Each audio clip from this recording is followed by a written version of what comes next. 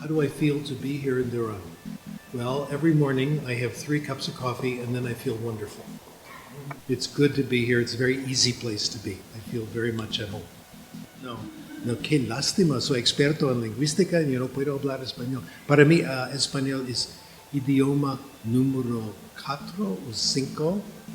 Hay demasiados idiomas en el mundo. No tengo tiempo. Okay, let's continue. Teacher, I'll tell you what changed me. 2 things changed me. When I was a young man, a long time ago, I went to Europe and I heard all the young people speaking languages, different languages, and changing languages. It was very exciting. That's when I decided I would study languages. I was 22 years old.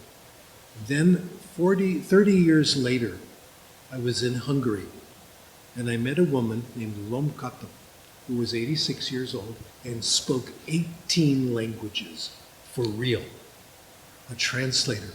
And our last moments together, this was 20 years ago, she said to me, "Stephen, you're so young." I was 54. So many years left, so many languages to acquire. That pushed me forward. Those 2 events made me interested in languages. And when I was beginning my career in 1975, I got lucky. I made a discovery. I found a new hypothesis, the difference between language acquisition and language learning, that you can learn languages consciously through language learning, and you can acquire languages subconsciously. And subconscious is much more powerful. And that has stayed with me. That idea has pushed my work since 1975. So I got lucky early in my career, and it's been very helpful. Oh gosh, another chance to talk to people. I'll tell you why. I'll tell you why this is a good thing. In the United States, something very bad is happening. We have a testing movement. We call it non-stop testing, where children are tested 20 times as much as they used to be. Testing, testing, testing, beginning with preschool all the way up to 12th grade and now spreading to the universities. And it's all for one purpose, to make money for a few people. And because of this movement, and I'm against it, it's called the Common Core, I cannot speak in the United States. I'm in exile, and many of my friends are too. All the money is going for testing. If you don't work for testing, you don't work. You will not be invited to give a speech. And a good friend of mine, my roommate from college 50 years ago, told me, travel, go to other countries, tell them what's happening so it doesn't happen in other countries. So beware of the testing movement. This is why I'm here to tell you that. It's going to consume everything. It's already very bad in Mexico, and it's going to get worse. And we must find ways to stop it because it's going to suffocate education. Now, Input Before Output is a very good title for the conference because this tells people what we have learned about language. You don't acquire language by speaking.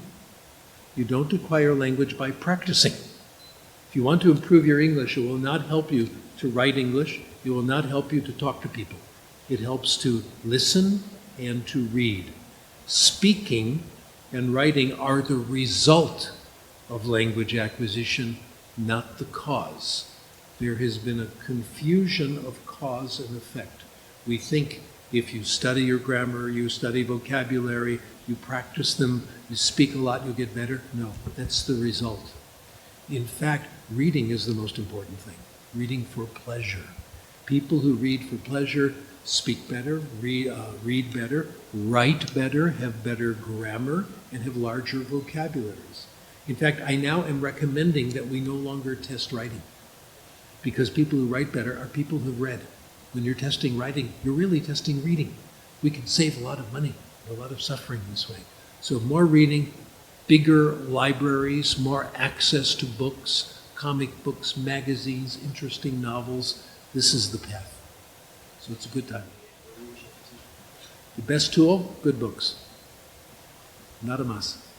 Good books. Things to read that you think are so interesting that you forget that it's in another language. That's why I recommend comic books, magazines, and easy novels. For Spanish, I read novellas. They're very good. And I just discovered Isabella Allende, which is a big help for me, because her writing is so magnificent. Last month, I finished reading Zorro. Wow, is it good. Every page was exciting. I forgot that it was in Spanish. That's what we need, books like this in English. It happens actually very quickly, not fast enough to satisfy some people, but fast enough for me. If you start, our latest research result, this is last night, you're getting the latest, last night, my colleague Beniko Mason from Japan and I have confirmed that if you read for pleasure about 1,200 hours, you can move from the lowest level to the highest level.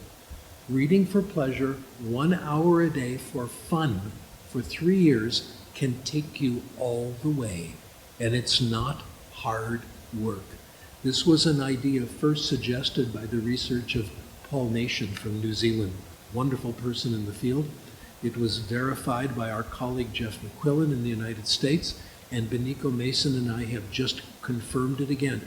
Figure 1,000 hours of reading, 1 hour a day for 3 years of reading that you like, that you read for pleasure, that you love. That can take you from the lowest level to the highest level. That's pretty fast. And you'll do fine on TOEFL, you'll do fine on any examination. The only skill is listening and reading. The rest of them come as a result. So that's a good question. We don't teach all 4 skills. We encourage listening and reading, and you know reading is the most important.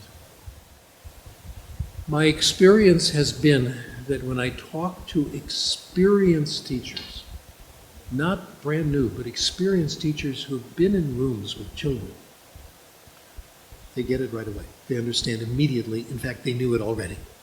I'm simply giving them research evidence to support what they already knew.